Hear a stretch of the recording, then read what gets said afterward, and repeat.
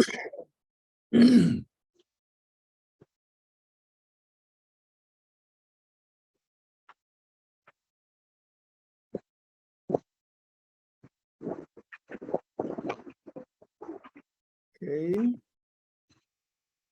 So.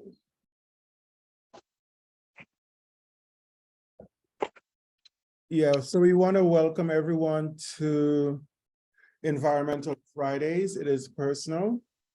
This is season 4 of Environmental Fridays. Are you guys seeing the screen, my screen? Yes? Yes, I am. Yep. Okay, good, good. So this is season 4 of Environmental Fridays. It is personal. To get more information about Environmental Fridays and what we do, what we're about, could go to our website at www.theenvironmentalfridays.com. This month, we have 5 very interesting sessions coming up. So you'll hear some more about today's presentation and today's guest speaker. But the following Friday, we will hear from Mark Dorfman, dealing with environmental solutions through biomimicry. Then he's out in Arizona. Then we'll hear from Nancy Carpenter, right here in Berrien County, Berrien Springs, Michigan. Then we will go back to Tobago and learn some more about Tobago's main ridge from Camlin, Melvin Panton. Then we'll go to Missouri for the last in March, and she will talk about minority health and environmental health in minority communities. So my co-host today, I met now, I think about a year or so ago, over a year ago, Rahana Mustafa. She is the head of the science department at St. George's College in Barataria, which is dear to me because that's where I did my A-levels and still have connections there. She went on from her bachelor's at University of the West Indies in chemistry to pursue some degrees, diploma in education, and later on a master's in curriculum. And so she's now outside of Napa, Queens Park, Savannah, and she will introduce our speaker, which is a very good friend of hers. Rihanna? Hi, good morning. Thank you so much, Dr. Murray. So I have been given the honor and the privilege to introduce my friend, Suzan Lakhan-Baptiste. And there's so many accolades I can give to Suzan, but I will break it down as simply as possible. Suzan is a gem and an inspiration to all who meet her. And let me give you a few samples of all the things she's been doing over the years. Suzan Lakhan-Baptiste is a founding member and the managing director of Nature Seekers, a charitable non-profit organization in Trinidad's northeast coast. Founded in 1990, its mission focuses on turtle conservation, specifically the protecting of nesting turtles on the 8-kilometer-long Matura beach, which is a critical nesting spot for the endangered leatherback turtle. I've personally tried to walk that beach and I probably reached halfway and gave up and turned back because remember when you go, you have to walk back. There's no vehicles, nothing, you're walking. And it's loose sand, so you're working those legs. Nature Seekers currently manages 4 environmental preservation programs and employs over 60 local persons. Often battling against gender stereotypes and discrimination, Suzan has served her community and country in roles as diverse as alderman, radio producer, social welfare clerk, adult literacy tutor, ecotourism lecturer, both locally and regionally, honorary game warden, and craft tutor. I actually benefited a bit from being one of the students with the craft tutoring, both locally and regionally. Suzan has pioneered programs to work with women to develop environmentally sustainable businesses in tourism, establish restaurants, and make local resource-based natural craft. I can actually show you one when the camera comes back on because I have it on my keychain. She has become Trinidad and Tobago's foremost conservation champion and has set the trend that women can make a difference in any field they wish to. For her work in protecting Trinidad's environment and championing the rights of women, the United Nations Environment Programme inducted Mrs. Lakhan-Baptiste into its Global 500 Roll of Honor for environmental achievement in 1993. She's a well-known conservationist who has spoken at conservation events and conferences in Nairobi, Kenya, Argentina, Washington, D.C., Ecuador, and Colombia, and was nominated as a CNN Hero in 2009 for her tireless efforts on behalf of the species. I can personally attest to some of the experiences I've had with Suzan. She has taught me a lot in terms of working with members of the community. They taught me how to do glass welding, where the glass collected on the beach cleanups, which I'm sure Suzan will be talking about. We use them to make beads, and from the beads, we actually made chains and pendants that I even use on my hijabs. It is wonderful to be able to learn these things, to learn that not everything you discard can be reused.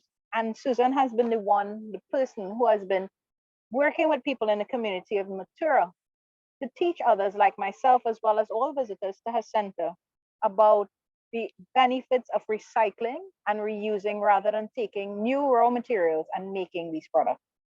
I am honored and I have the extreme esteemed pleasure to introduce Ms. Suzan Lakhan-Baptiste. All right, thank you. Okay, Suzan, it's all yours. Well, thank you so much, Dr. Murray and Rihanna. Thank you so much for that wonderful introduction. It's my pleasure and privilege to talk about what has been happening on the Northeast Coast in Trinidad in terms of turtle conservation, community empowerment and development, sustainability, and using our natural resources to create long-term and meaningful relationship, where we have taught and what we do is conservation through experience. At Nature Seekers, our goals is to have people experience conservation. When you come to Matura, you can actually interact with the animals. We have programs that include everyone. As long as you can walk the beach, long as you have a desire. This year, well, last year, turtle season, we had someone as old as 82 years fulfilling her dreams, where she came and tagged turtles and worked with us for about 9 nights, recording these animals and so on. So the only limitation we believe is what you set for yourself. She was totally elated because it's something that she had long desired. At Matura Beach, you will find our season officially starts from the 1st of March and ends on the 31st of August. So just a few days ago, we started our patrolling already. And we have seen some activities happening. One night we had about 6 of them and so on. Our goal way back in the 1990s was to help to eradicate the slaughtering or poaching of leatherback turtles on Matura. When you look back in those days, Matura was like a graveyard, carcasses everywhere, the carnage was horrendous. And the government had a clarion call for the community and citizens to come and to help protect this beach. It was the first time government actually partnered with a community to help with the environmental crisis. Leatherback turtles is an internationally endangered species. It's an internationally shared resource. And I was part of that initial training, involvement in conservation. And there was a stigmatization that this is a man's thing because we have poachers out there. Women couldn't make a difference, it's not safe for you and so on. But I personally like a good challenge. I like to shift that paradigm thinking, to make a whole 360 degrees turn, from what people would think that is something that is not achievable. It gives a lot of hope. Today we have so many women involved in our conservation effort. They are patrollers, they are taggers, they are data collectors, they are tour guides, interpreters for this magnificent species that we have. So it has created that. Today, after I have been on Matura Beach for 33 years, doing a lot of different conservation work, doing a lot of environmental work and so on. Now Matura is classified as an active maternity ward. We no longer have carcasses, we no longer have dead turtles, but you see, on a given night, you can see as many as 300 turtles in our peak season at one night. So it's turtles are just coming in, laying their eggs, doing their rituals, and it's safe because the community has done a lot of voluntary work towards making this possible. Because when I started, I remember there was no monies, no finances. And it's the same call today in terms of, we don't have the financial capacity to be able to manage the beach and so on. But today, because of the countless hours of community service on a voluntary level, we have created an active maternity ward, a paradise where students, researchers, everyone can actually come and contribute to this great conservation initiative to remove with their efforts eventually a species that is classified as endangered. And my hope is to remove it totally, where we can have this species a species for all generations to view in its natural environment in our future. So we are hoping that the government will get more an active role and see the importance of this Northwest Atlantic population that we have. It's the hope for the recovery of the species. When you look at the statistics and the data, leatherbacks are in a lot of trouble because of the hierarchy in turtles like French Guiana and Suriname. Their population has dwindled drastically because of the gill nets and the trawlers and so on. Their population was the largest, now it's down, way down. So all eyes internationally is on Trinidad population in terms of what we can do. So our country, our supporting system need to be more aggressive in terms of financial support, access roads, making it possible for the volunteerism to be able to be done at a professional level, at a level that at least the basic amenities that we will be so privileged to have, that we can continue to do what we do best. Take care of our turtles, use these resources sustainably to create long-term and meaningful employment, to give the community, continue to give the community a form of civic pride and appreciation of this resource that we have had ever since I could remember. As a child growing up in this community, I have always known about the turtles. I knew way back then that there was a lot of poaching, killing, but now the community is more educated. And Matura once was part of the problem, where our parents, our siblings, even some of us were poachers. Today, it's a big paradigm shift. They are now the ardent conservationists. We have a win-win situation, and now that we are able to show the economic benefit of these animals alive rather than dead. Based on our data collection, we can show how many times this turtle came, how many people view her, and we are able to take this message even to other countries where turtles are being killed.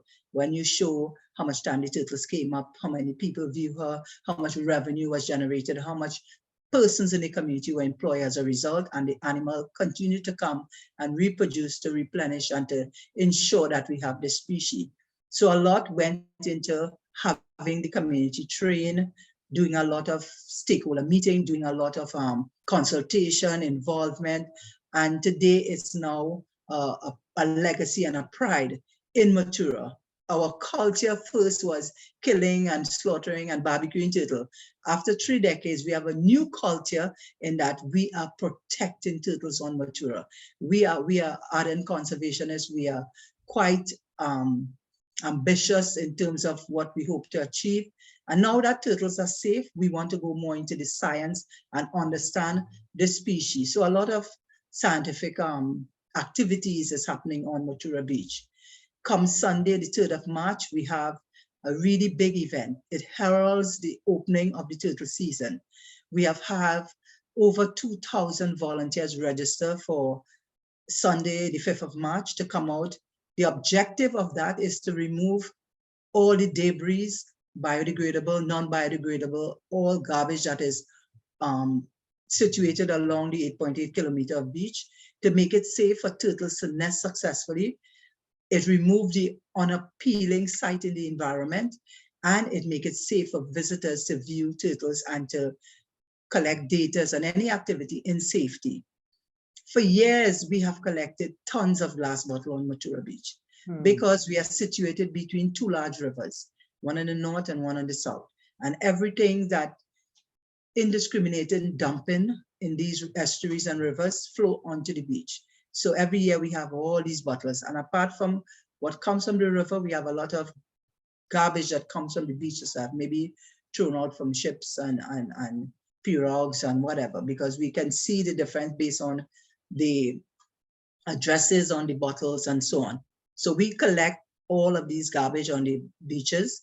The response, we have been doing this for over 2 decades in terms of having volunteers come out and to contribute in a real meaningful manner, because we realize that a lot of people are not aware of how what they do impact the environment, and it impacts our lives as a result. So we do a lot of education. On our beach cleanup, we have a lot of schools, companies, corporate bodies, public, private sectors, families, everyone comes out to help on that day. Our beach is about 8.8 kilometers, as I said, and we have 18 zones, and each zone is 1,400 feet. So what we do, we put teams into different zones and collect all the bottles. We separate the garbage, so we have the glass bottle. Hello? Yeah, I'm muting somebody. Okay. Okay, go ahead. Yes, so we would separate the garbage that is collected on the beach. And as Rihanna said, we have tons of glass bottles that have a no resale value. And we have learned for the first time in our country how to turn our trash into cash. We have learned how to repurpose, reuse, recycle these glass bottles by using oxygen and propane gas and melting them. And we have our single mothers and unemployed women in our community who have been trained. We have trained over 24 persons in repurposing these bottles, and they are made into all type of beads. The bottle give rise to the color of the beads, like your Johnny Walker, your black and white, your vodka bottle. All is repurposed and made into different sizes of bead.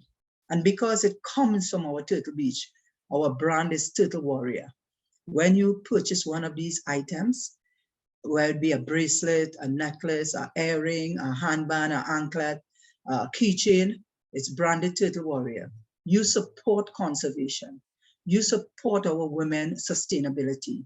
You support an initiative that will help to develop a lot of scientific program and so on. So when you purchase this bracelet, you are champion, you're a Turtle Warrior, you wear it with pride. You wear it because you support an initiative that comes from the bowel of the community.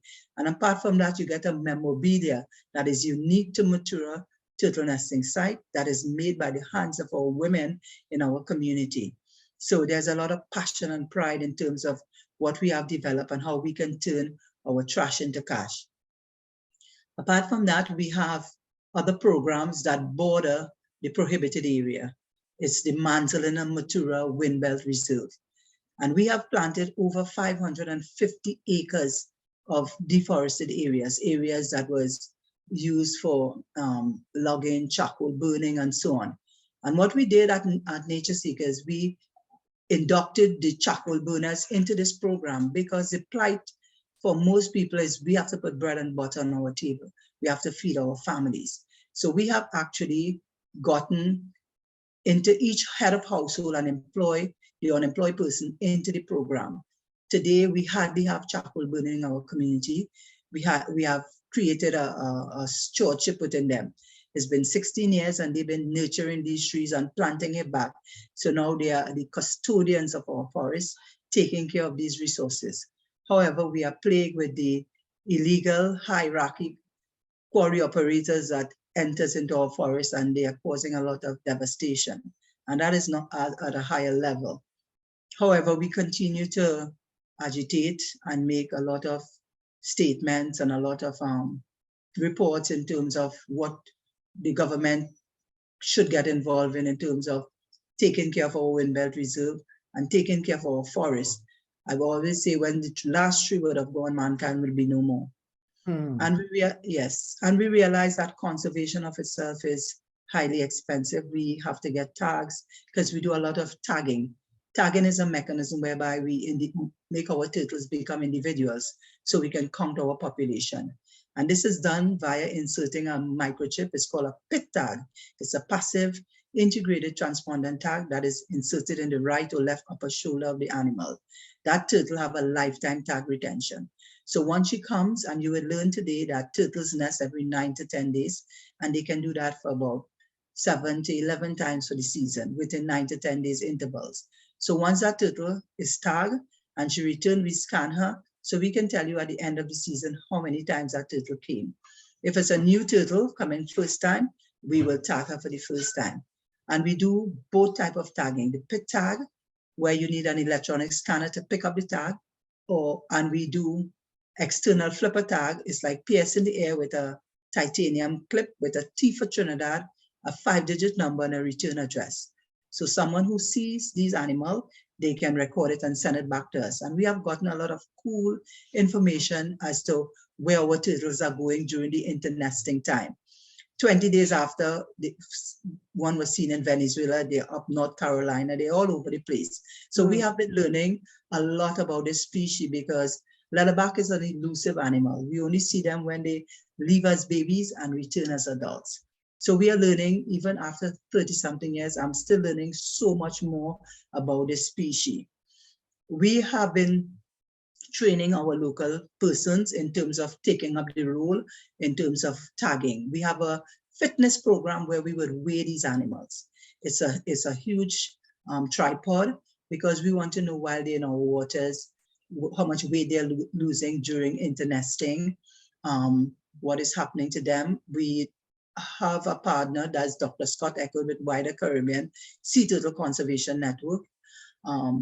So he have done a lot of blood sampling to know the different colonies of turtles that is on Matura, how healthy they are, and it all work in tandem with each other to know how healthy our turtles are, how heavy they are, what is happening with them, if they're getting adequate food in our waters, and a whole lot of cool stuff.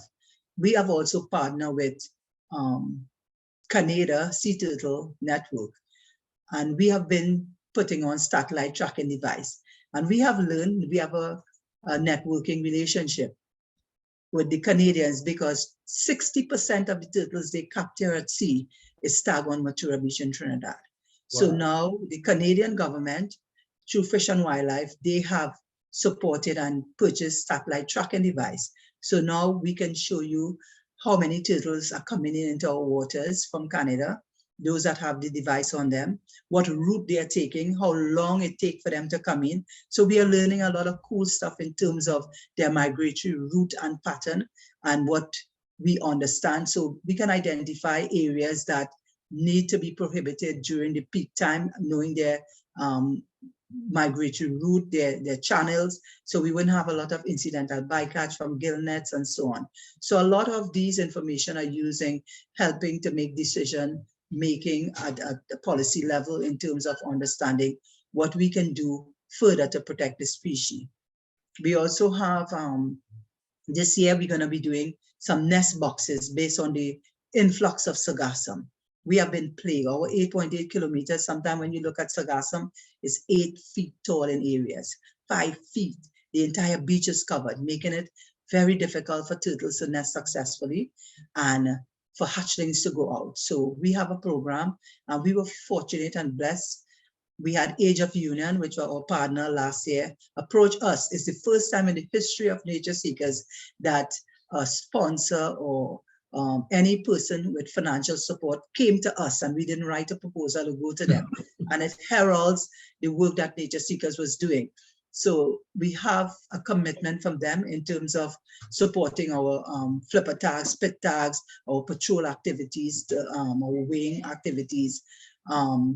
And we have gotten from them funding to do nest box. It's a 1 meter square box. And for the first time last year, we placed a heavy glass. So we were able to actually view. Nowhere in the world did anyone capture. We just have amateur footage because it was done with a camera, a phone camera, where normally it will take a turtle 5 days to burrow through the sand and come up to the top after they would have hatched. But we were able to capture them coming out from the bottom, coming up. And that was amazing for us in terms of seeing this activity. For me, it was, after 30 years, a really great eye-opener. So now we have some funding to do 20 boxes to collect eggs, put them in these boxes, and release as many babies as possible, rather than covered with sargassum and never have the chance of survival. So this year we have a lot happening on Matura in terms of our science, in terms of putting down some thermometer gauge in our nests to know at what temperature they're hatching, when they're supposed to come out, a lot of different probes, which is supported by the Age of Union. We're also going to be doing some drone technique, laying of areas, seeing where we have shifting sand and where there's permanent sand, so we can do some nest relocation even on the beach itself. So we are all happy and geared up for this turtle season. We want to encourage the whole of the international level, the regional and our local, to come out and support us. Come out and become a volunteer. Come out and take up a lot of responsibility. This environment is all of us. It belongs to all of us, and we need to contribute positively in terms of creating a opportunity for this endangered species to be removed from the endangered list and to be placed back where it should be. It takes a lot in terms of having that commitment, that financial support, like people like Rihanna and Marian and those are zealous and using their science skill to help to develop all our programs and to empower our community further. Even with this forum, Dr. Desmond, I must say that it's a great opportunity to talk about the activities at Nature Seekers. We also do, because as I said, we have to generate income. The only income generator is through our tag tours, where visitors will come and learn to tag and tag as many turtles as they want, interact with the animal, where volunteers will come into the community, stay at the guest houses and go out and contribute.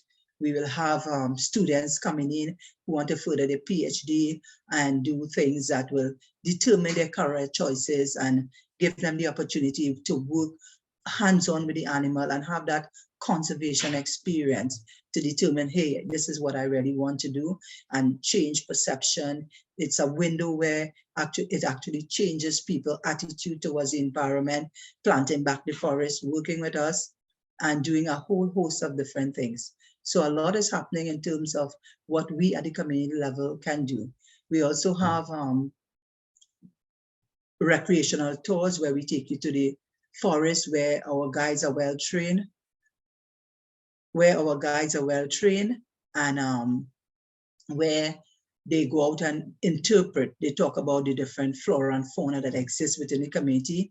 By planting back the forest, it gives them another opportunity to generate added income by doing interpretive tours of our flora and fauna that exists. We do a lot of waterfall tours. You can go kayaking up the river and rejuvenate an area that is pristine, uninhabited, unpolluted, where you can actually rejuvenate and do a lot of fitness, where you can kayak, swim in a river that have clean water, and it's really inviting. So we do a lot of that in terms of creating additional support for our conservation effort. We also have T-shirts, a unique craft that you can actually take with you. So at Nature Seekers, it's all about including a holistic approach to having a total community involvement.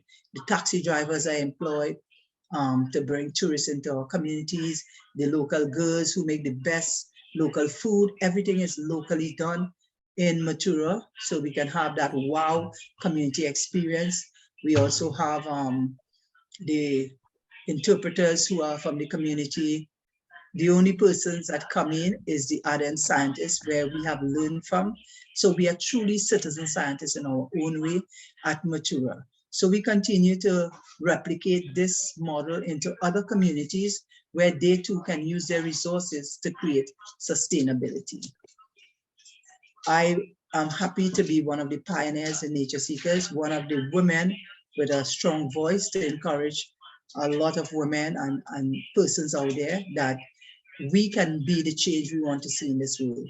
We can make the difference, irrespective we don't have that all support from the government or any institution, but we can be the change by stepping up, and things eventually will fall in place when your voice is not silenced, it's not put to sleep, but you continue the good fight where our environment is concerned.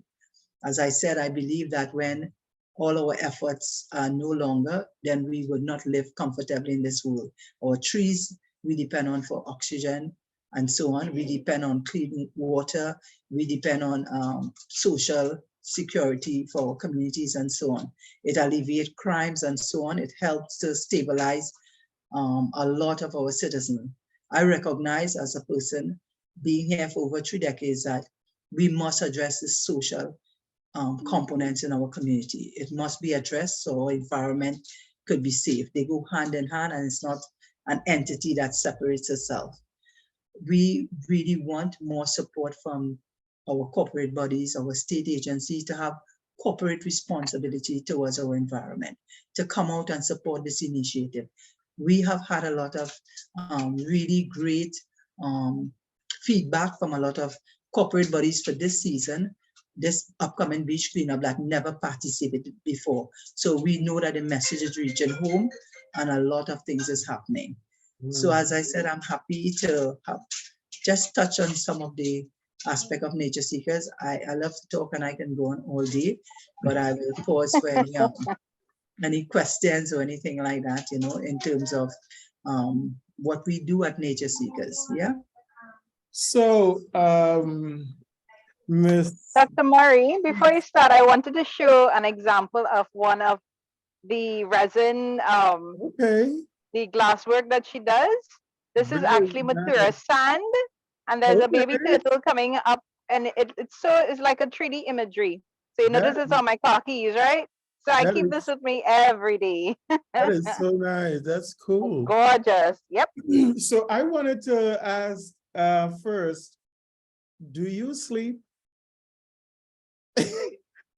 I mean, like, I ask her the same thing. Don't worry, you're not alone.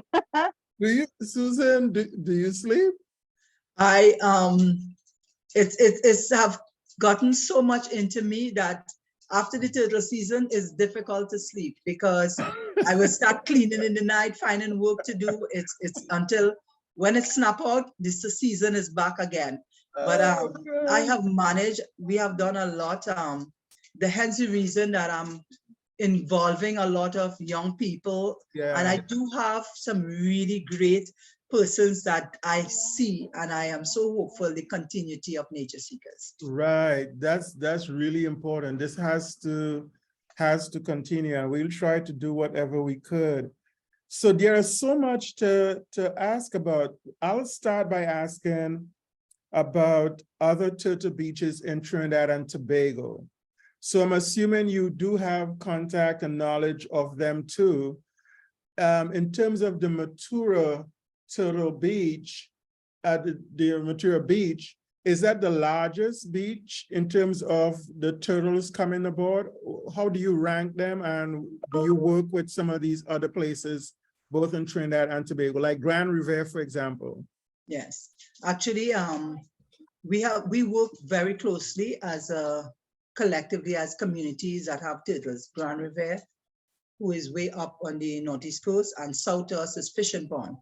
We have done a lot in terms of, and Matura population and Fishing Pond is classified as one. It's just the big Uruput River that separates us. I see. Yes, so most of our turtles at the stag will lay and nest on fishing pond during the internesting period in 9 to 10 days. And I work personally with a lot of the groups, Blanche shares and all of them. Nature Seekers is very instrumental in training all the other community groups. We have 3 beaches that is prohibited: Matura, Grand River, and Fishing Pond. Matura and then Fishing Pond was prohibited, and then later on Grand River. However, Grand River is prohibited only during the daytime. During the nighttime for turtle nesting, because it's a recreational beach, but Matura is 24/7. During the turtle season for 6 months, unless you have a permit, there's no access. In terms of density wise, on a night, Grand River have the highest density in terms of turtles. We have the biggest beach with a lot of turtles, 300, 400 turtles on a given night. So you find at Grand River, you will see a whole cluster, but Matura is long and we have a large range to cover and a lot of turtles. So you find it's easy for us to do a lot of eco tours and so on, because one group can be on one side and not see the other group and so on. So it creates a lot of opportunity for tourism, for less impact of any tourist impact that will create negativity. And as I said, we have worked with all the communities in terms of developing their skill to work in their communities. Nature Seekers don't want to be responsible for Blanche shares or maracas or Las Cuevas, but we want to teach and get them to be stewards in their own community as well. Yeah. So that's really the basis of a business too. I'm assuming you're doing consultancy. Doesn't that bring in income as well? No, not as yet. It was strictly volunteerism. Okay. Yes, it's like giving back to our country, our communities, and so on. I'm thinking about further afield, like across the world. I got consultancy because I went up for many, many months in Dominica, Grenada, Antigua, even teaching the repurposing of glass as well, especially when it comes from Turtle Beach. So yes, I did consultancy in those Caribbean islands. I did a lot of lectures and so on in Principe and Duke University and so on, but more training in the Caribbean islands. Okay. So other people have questions. I don't want to dominate. I have lots of questions, but anybody else? Judy? I'm going to be short, Dr. Murray. I mean, my goodness, everything I heard from the short time I was on this call was phenomenal. I mean, everything that she said and how she would talk, I came in the part she was talking about recycling and how they've taken things and turned it into other wonderful things. And then she talked about how impactful that what she's doing, her initiative, has been to the community overall. And then what they're doing at a community level. This is, all of these talking points are things we've been talking about in our community for so long. And now to hear her talk about recycling, talk about Turtle Creek, and how we can build in our community some of our assets, how we can actually build and reinvest in our community that in essence will be helping the environment as well. How this can generate income that we need in our community in Michigan here, building a tourism. But when she talked about be the change you want to see, be the change you want to see is what just, everything else you said was so powerful. That just really sparked the core of me, you know, from recycling when I came in, and I cannot wait to hear the recorded, because Dr. Murray records these and we're able to go to YouTube and share his messages, your talk with others in our community. She actually gave us a blueprint, a template that what we can do to help with the environment in our own community and how we can build our community through the steps that they're taking there at Turtle Creek. We're here on Lake Michigan. We have rivers, we have beaches right here next to us, nature. She talked about how they take people on tours. Everything she said was, come to Benton Harbor, Michigan. And so I really enjoyed you, and I thank you for being on here. And I cannot wait to hear the part that I missed, because I know that's going to be just as impactful to our community as you're doing in your community. And I thank you. Thank you so much. Yes. So two other things maybe you missed that is really striking as well is how she empowers women. And we all, we all know women are the foundation of the society. And so she empowered the woman in her community, and that served to reverse the culture. I mean, this is like really, it doesn't matter what you're trying to do in terms of community engagement and action. What she outlined, like you said, Princess, is how to do it. Empower the woman, make them understand they can do it too, probably even better than men. And that they shouldn't be afraid to go into areas that were traditionally male dominated, and then reversing the culture is something that still needs to happen in Trinidad across the board, in the Caribbean across the board. And for people who want to do that, this is an example. It doesn't matter if it's tagging turtles or trying to do recycling, reusing of waste. The template is before us. And I loved her passion, and what a great I speaker. know you would have. We come here at the beginning of Women's History Month, and how she set a template for us to create women who can actually change the world and create history as we know it today. Our environment is so important, and this method is so inspiring, but also it's so educating. What we can do, she just helped us in so many ways when we've been dreamers about what can we do to be the change we want. She just took that dream to another level altogether. And again, thank you. Yeah, that's right. And, she said all of this without notes and without PowerPoint. That is like amazing. Thank you so much. And there's remember when I questions? introduced her, I said she is an inspiration to us all. Yeah, she has just been going and going, and just knew every time I meet Suzan, she's involved in something else. That's how I learned the glass bead welding. I never knew that existed, and she taught me using glass we collected on our beach as refuse. Wow. Do you have the footage of those boxes that you said, Suzan, that really? I have them. Oh, you have I them? was one of them. Yep, because it was done through a sponsor. Suzanne will talk more about that. But when I was there, and I actually witnessed the turtle coming out of the shell, and it waved at me as it cracked the shell and came out. The turtle just waved. Oh my God, that was so unbelievable. And Suzanne was like, "Oh my God, you're talking to them, and they're moving. They're coming out of the shell and moving." It was so amazing to see. Wow. Unbelievable. Oh, yes.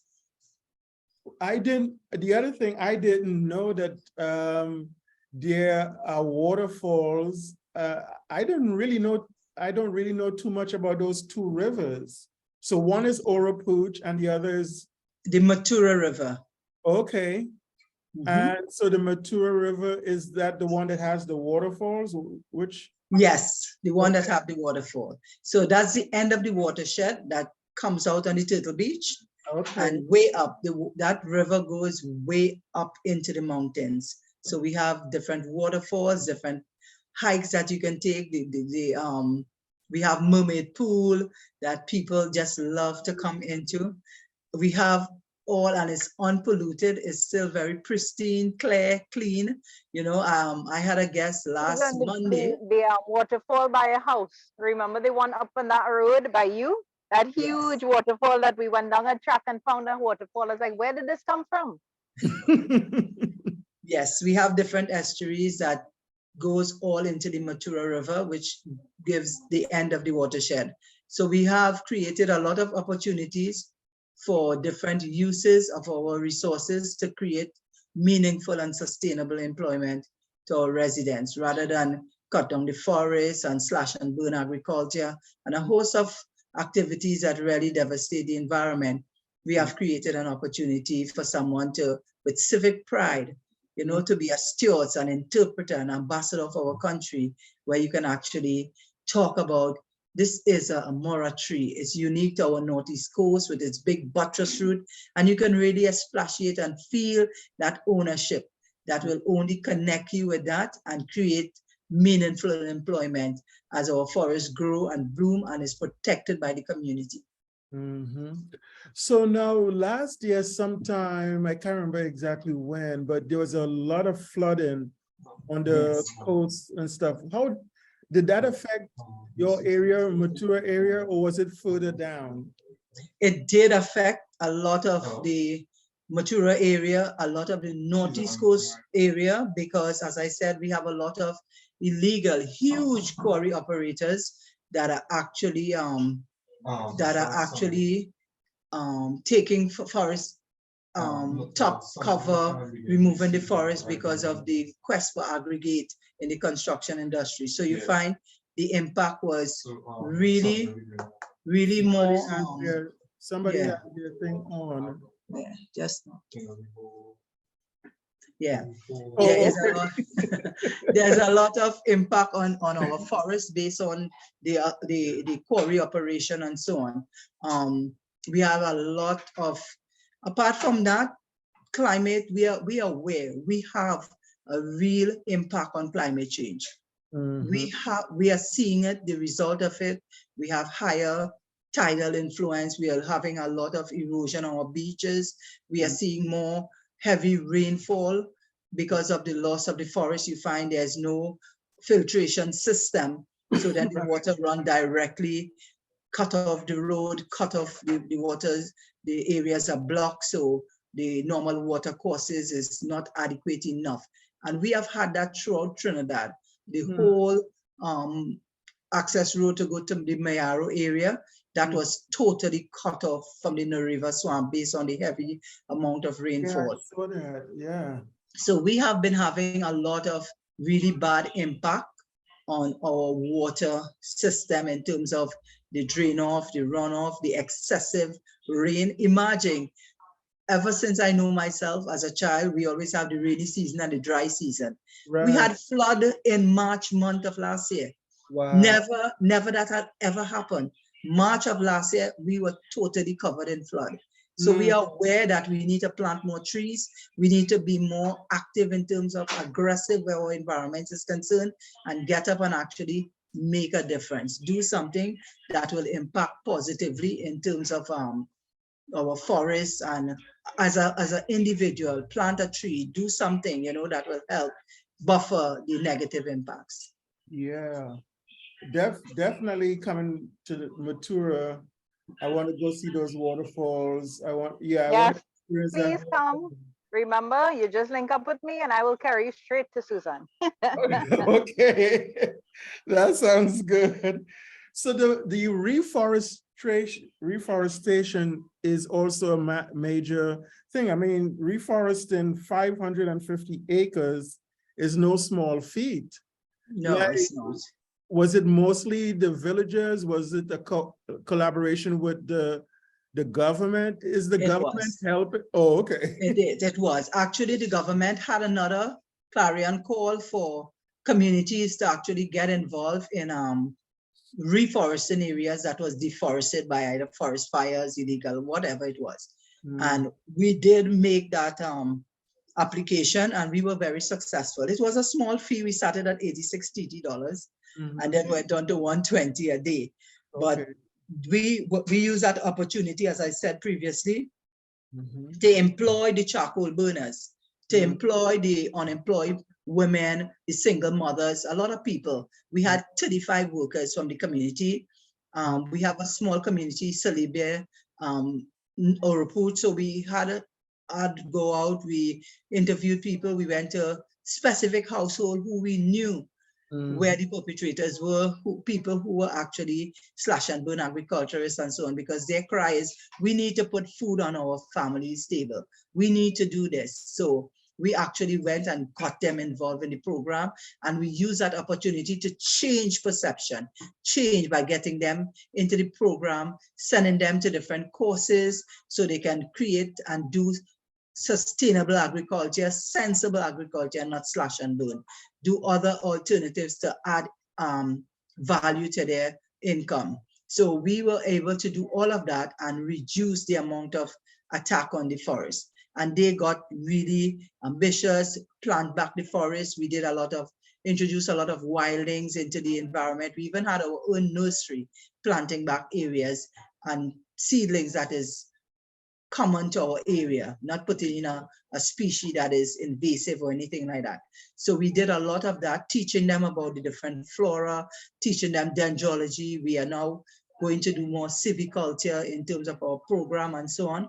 So we have been doing a lot in terms of changing the perception of our community, wherein it's all about kill and eat, cut down and burn, into creating another platform where create meaningful and long-term employment, and doing a lot of consultation with them, involving them. It's not that anything is done to hand down to them, but they are part of the decision-making process.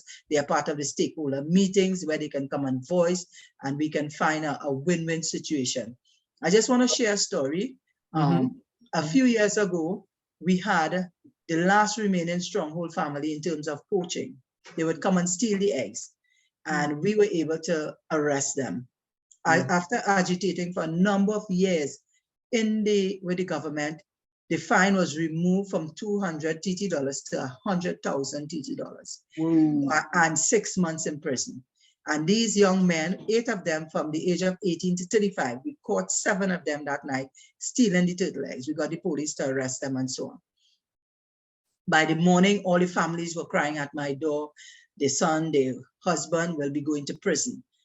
But that year, for the first time, we were going to weigh these turtles. But as I said, a lot of our efforts is done on voluntarism basis. And we needed human resource. So I stopped and I said, if these people go to prison, I cannot live in Matura. They will murder me, the families. I can't survive here anymore. So I taught all night, and forestry came. We had Dr. Scott Eckert, who's the scientist. Our scientist was here, and the police and everybody. All the stakeholders that involved in the protection of this species were there. And I said, listen, I have a solution. I think that what we can do is get them to do community service, get them to come out and help us weigh the turtles. And they did it for 2 years. We made this arrangement. Nobody was charged, but they had to come and weigh the turtles. And after that, one of the guys came and he said, but when they came, they would bring their mothers, their wives, and everybody will come out and see. And I never introduced them to any visitor and say, well, this is a punishment that they got for doing this. I said, these are community volunteers who come out to help us weigh these turtles and so on. And they will be tipped, and the people will commend them for the work they were doing and all of that. And the guy said he would be hiding in the bush in the night, waiting for us to leave for him to come and steal the eggs. He said, and that changed his whole life, his perception about the turtles. And today, that last family, we have no more poaching or anything. And they are the ones who will bring hundreds of visitors, come and go to Nature Seekers. So that is a win-win situation. We got our turtles way. They are no longer poaching. They are now involved in the conservation effort. Yeah. That is a brilliant story. That is a fact. Yes. Turning them totally around 180. That's really good. So anybody else has questions for Mrs. Lakhan-Baptiste? I don't have a question. Can you hear me? Yes, we can hear you. But I do have a comment. Now, I'm from Trinidad. I'm in the US now. And my studies in most recent times has been about community development. Now, I visited Matura turtle watching as a young girl. And I am listening to you now, and I am amazed because, like, was it Princella said? You are literally saying everything that they tell us are the things to do to build and develop community. And you have demonstrated that it works. That's right. And it's just, I'm listening to you and my paws are raising because I've not been back to Matura since visiting turtles as a little girl. And I'm hearing the things you are saying, the amount of development that has happened in the years since. And I'm hearing your commitment and your devotion. It's really inspiring me. I particularly zoned into when you said that the culture of the community was changed in a matter of 3 decades, just 3 decades, and you were able with the community to have a complete 180-degree turnaround. That is amazing.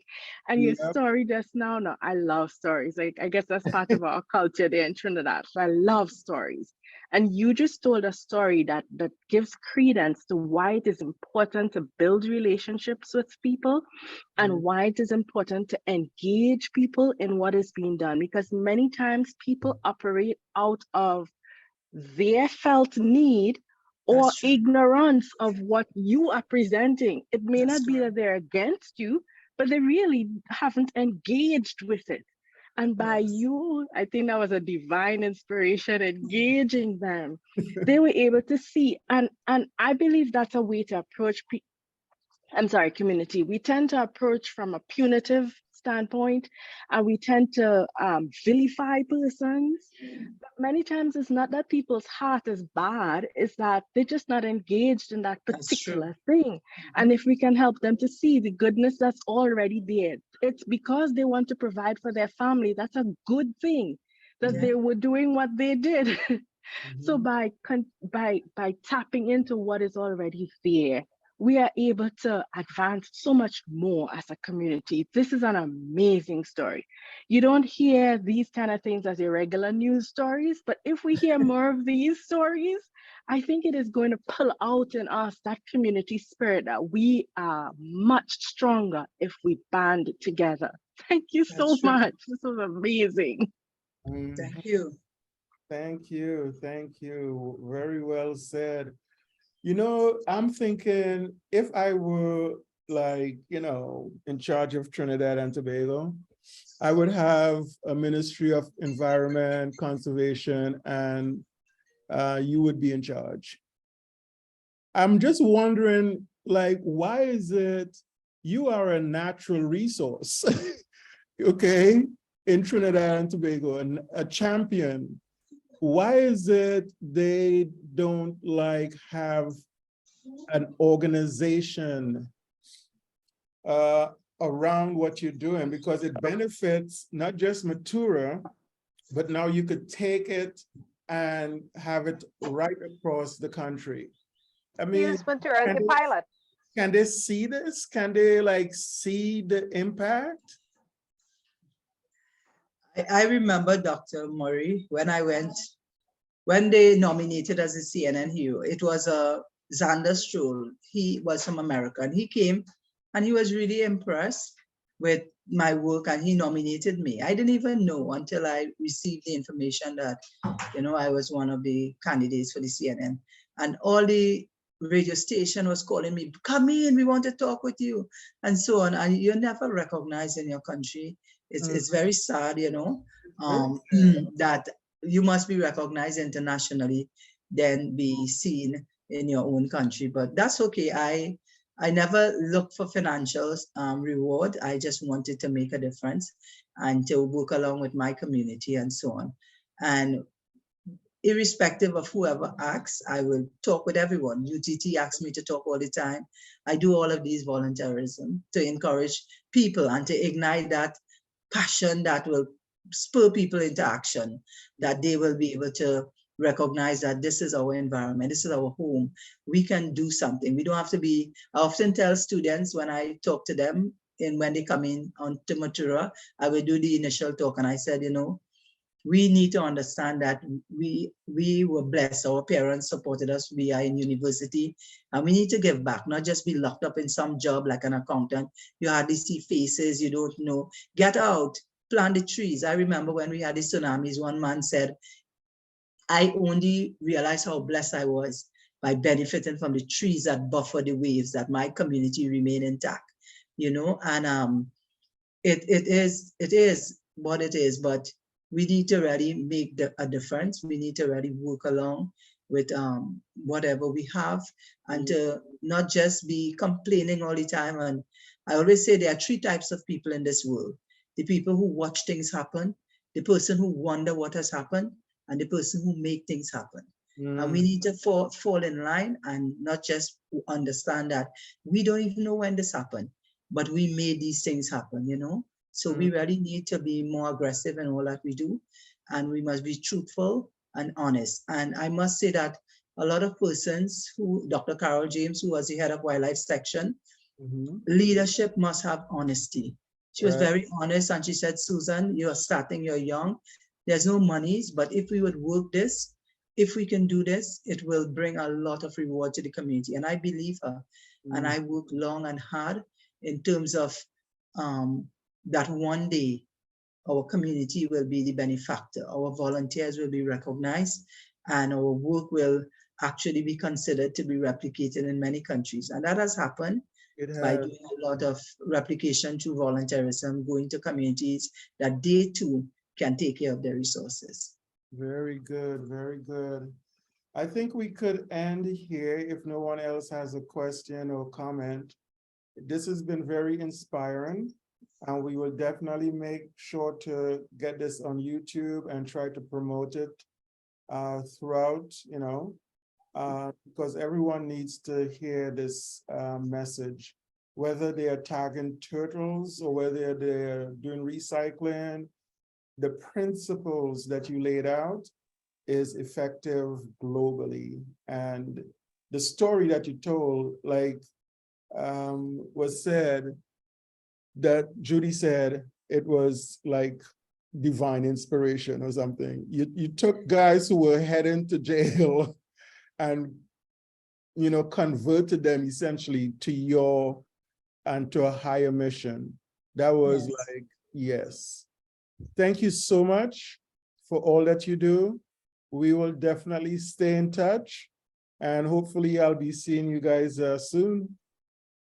Yay! Thank you for the opportunity and thank all of you for listening. Thank you very much. All right, Thank take you. care. Thank you. Okay, bye-bye. Bye, everyone. Thanks again, sir. Thanks, Suzanne. Bye. Okay.